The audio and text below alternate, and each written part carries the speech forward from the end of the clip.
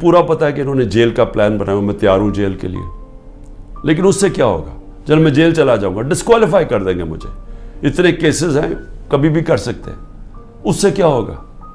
یہ میری آج بات یاد رکھ لیں، کیونکہ آپ کو پولیٹکس کی سمجھ نہیں ہے، یہ پولیٹیکل انجینئرنگ بار بار فیل ہو چکی ہے۔ یہ جو آپ کرنے جا رہے ہیں، میری ذرا سن لیں بات، مجھے آپ ڈسکوالیفائی کریں گے، میں جیل میں ڈالو گے، تب بھی پی ٹی آئی جیتے گی۔ تحریک انصاف کا ووٹ بینک بڑھتا جا رہا ہے، یہ ظلم کی وجہ سے اور لوگ ہمارے ساتھ آ گئے ہیں۔ لوگ چھوڑ اس لیے نہیں رہے، لوگوں کو بھی پتہ ہے، نیچے سے پتہ ہے، پبلک ان کے ساتھ کھڑی ہے۔